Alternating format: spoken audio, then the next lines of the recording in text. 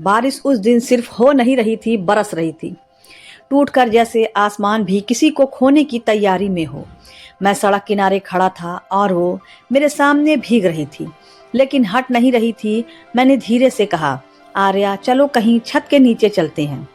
वो हल्का सा मुस्कुराई और बोली, कुछ बातें बारिश में ही अच्छी लगती हैं। उसकी आवाज़ में अजीब सी शांति थी, पर आंखों में तूफान। मुझे समझ नहीं आ रहा था, ये वही लड़की है जो हर बात पर हंसती थी या आज कोई और है। मैंने उसका हाथ पकड़ना चाहा, लेकिन उसने धीरे से अपना हाथ पीछे कर लिया और उसी पल मुझे एहसास हो गया कुछ बदल चुका है। वो मेरी तरफ देखे बिना बोली, तुम बहुत अच्छे हो। मैं मुस्कुराया, ये तो मुझे पता है, आगे बोलो। लेकिन वो नहीं हंसी। उसने धीरे से कहा, पर मैं तुम्हारे लायक नहीं हूँ। बस वो एक लाइन और मेरे अंदर कुछ टूट गया। ऐसा लगा जैसे किसी ने मेरे सीने के अंदर से दिल निकाल कर जमीन पर फेंक दिया हो। मैंने खुद को संभालते हुए कहा, ये क्या बोल रही हो? प्यार में लायक कौन देखता है? वो पहली बार मेरी आंखों में देखी और उस नज़र में इतना दर्द था कि मैं डर गया। तुम नहीं समझोगे तो समझाओ ना, मैंने लगभग विनती करते हुए कहा। वो कुछ सेकंड चुप रही, फिर हल्के से सिर हिलाया।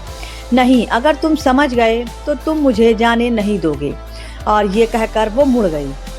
मैंने उसका हाथ पकड़ लिया। आर्या ऐसे नहीं। वो रुकी पर पीछे नहीं मुड़ी।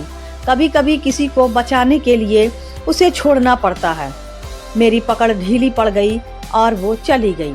उस दिन बारिश बंद हो गई थी, लेकिन मेरे अंदर कुछ हमेशा के लिए टूट गया था।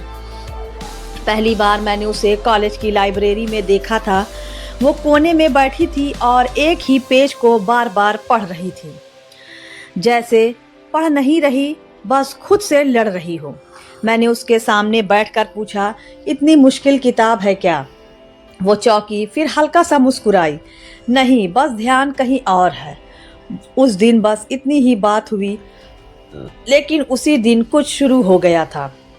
धीरे धीरे हम दोस्त बने। फिर दोस्ती से ज्यादा वो बहुत साधारण थी, न ज्यादा बोलती न ज्यादा दिखावा, लेकिन उसके साथ बैठकर मुझे शांति मिलती थी। एक दिन उसने अचानक पूछा, तुम मेरे साथ इतना टाइम क्यों बिताते हो? मैंने मजाक में कहा, क्योंकि तुम फ्री हो। वो हंसी, फिर बोली, झूठ। मैंने कहा, ठीक है, क्योंकि तुम्हारे साथ मैं खुद बन सकता हूँ।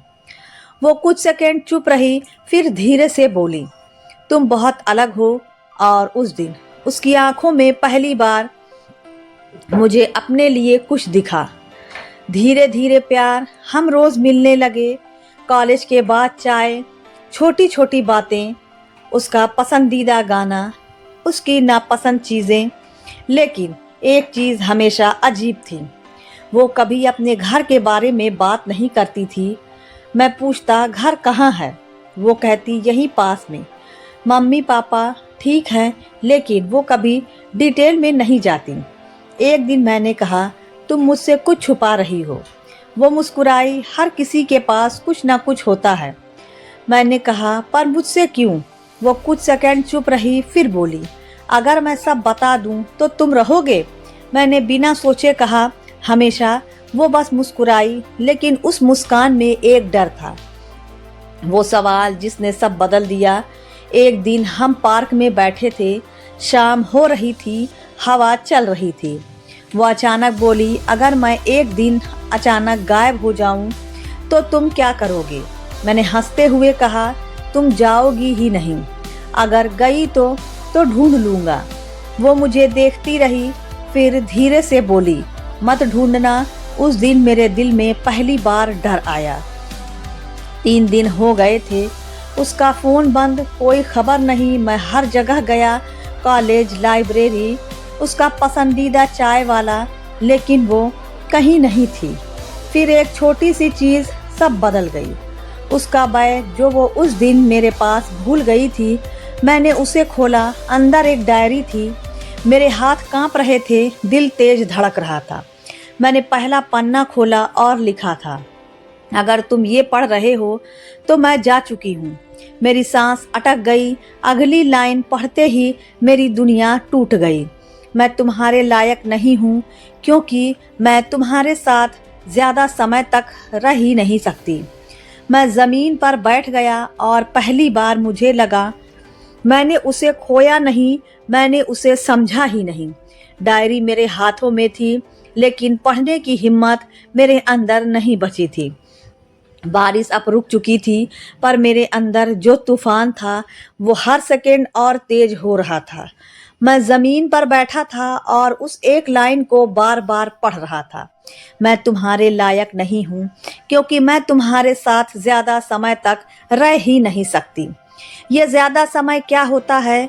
कितना? 1 महीना, 1 साल, या बस कुछ दिन? मेरे हाथ कांप रहे थे, पर मैंने खुद को मजबूर किया और अगला पन्ना खोला। तुम हमेशा पूछते थे मैं क्या छुपा रही हूँ, आज बता रही हूँ। मुझे एक ऐसी बीमारी है जो धीरे धीरे मुझे तुमसे दूर ले जा रही है। मेरी सांस अटक गई, जैसे किसी ने गला दबा दिया हो। डॉक्टर ने कहा मेरे पास बहुत कम समय है, बस वो शब्द और मैं। खत मुझे याद है मैं उस रात कितना रोया था, इतना कि आंखों में आंसू भी सूख गए। मैं तुम्हें छोड़ना नहीं चाहती थी, लेकिन तुम्हें टूटते हुए देखना उससे भी ज्यादा दर्द देता। हर शब्द मेरे दिल को चीर रहा था, इसलिए मैंने तुम्हें खुद से दूर कर दिया, ताकि जब मैं जाऊं तुम उतना न टूटो। मैंने डायरी बंद कर दी और जोर से चिल्लाया, तुमने ये फैसला अकेले कैसे ले लिया? कमरे में सन्नाटा था, लेकिन मेरे अंदर हजारों आवाज़ें थीं। उस रात मैंने एक फैसला लिया, मैं उसे ढूंढूंगा, चाहे उसने मना किया हो, चाहे वो मुझसे दूर भाग रही हो। प्यार कभी दूरी से ख़त्म नहीं होता। मैंने उसका हर मैसेज पढ़ा, हर छोटी बात याद की, और तभी मुझे याद आया एक बार वो बहुत बीमार थी और उसने कहा यहाँ का अस्पताल बहुत छोटा है, पर मुझे यही अच्छा लगता है। तब मैंने मजाक में पूछा था कौन सा? वो बोली थी नाम याद नहीं, पर खिड़की के बाहर एक पुराना पीपल का पेड़ है।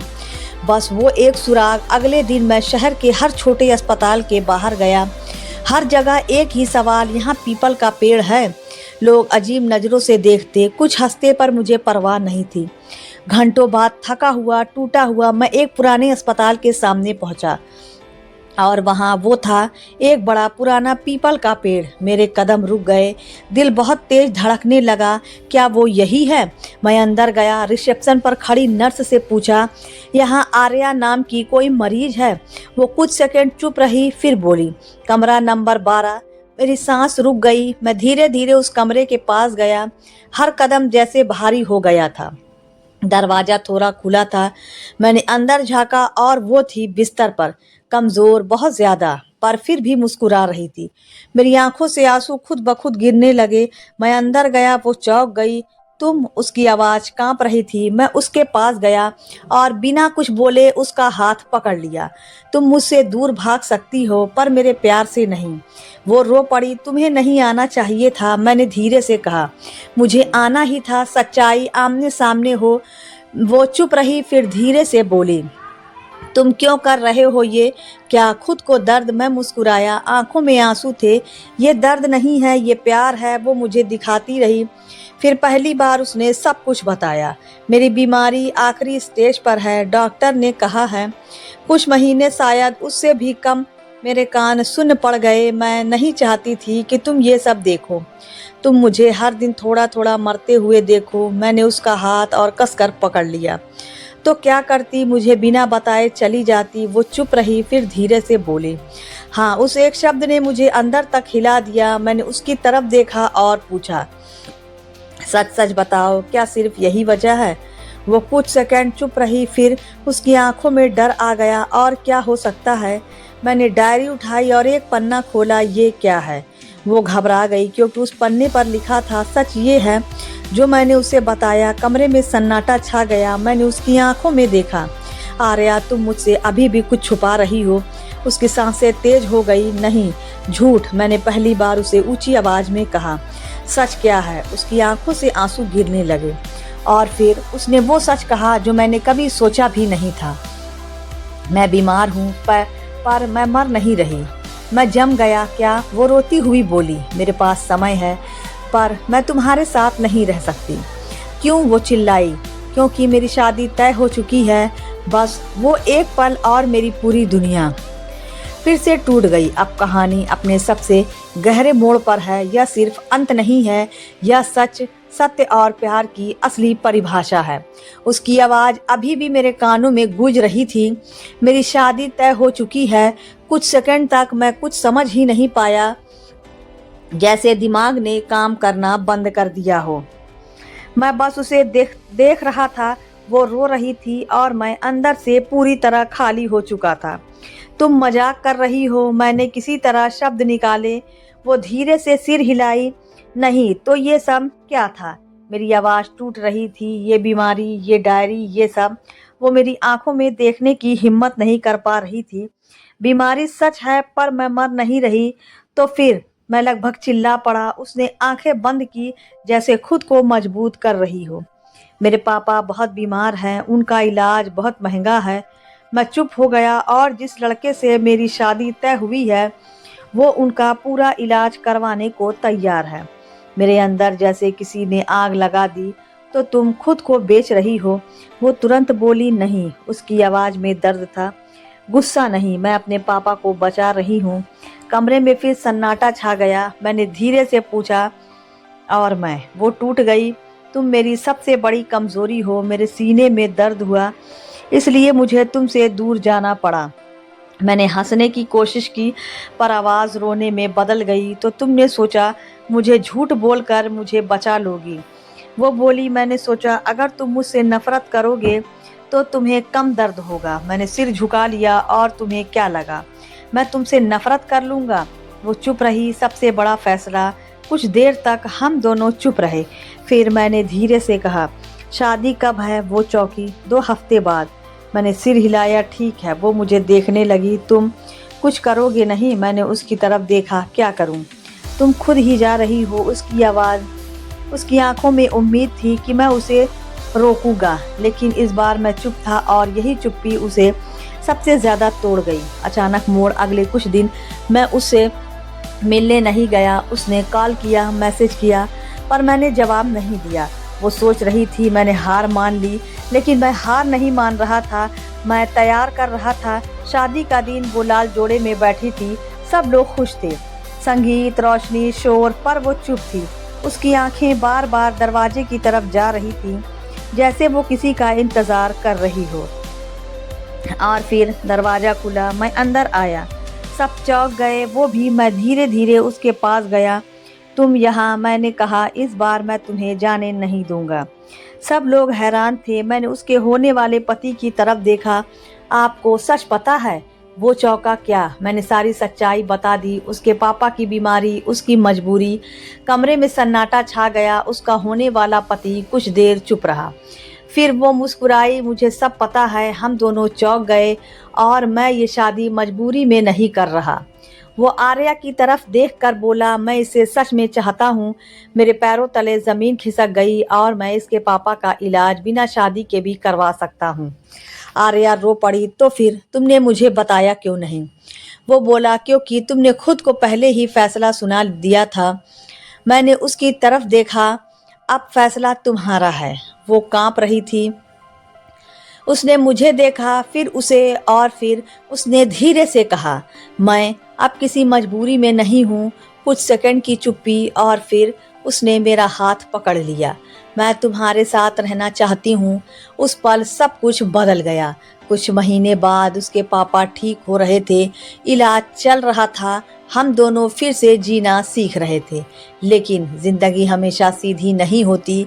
एक दिन वो अचानक चुप हो गई। मैंने पूछा, क्या हुआ? वो मुस्कुराई। अब सच में मैं तुम्हारे लायक नहीं हूँ। मेरे दिल की धड़कन रुक गई। क्या मतलब? उसने रिपोर्ट मेरी तरफ बढ़ाई। मैंने पढ़ा, और इस बार मेरी आंखों से आंसू नहीं गिरे, क्योंकि मैं मुस्कुरा रहा था। इस बार वो सच में बीमार थी। और इस बार हम दोनों भाग नहीं रहे थे। हम साथ थे, हर दिन, हर पल। और शायद यही प्यार है। प्यार सिर्फ साथ रहने का नाम नहीं है। प्यार सच का सामना करने की हिम्मत है। अगर कोई तुमसे कहे मैं तुम्हारे लायक नहीं हूँ, तो एक बार उसके पीछे जरूर जाना, क्योंकि कभी कभी लोग खुद को कम समझ लेते हैं, पर उनका प्यार सबसे कीमती होता है।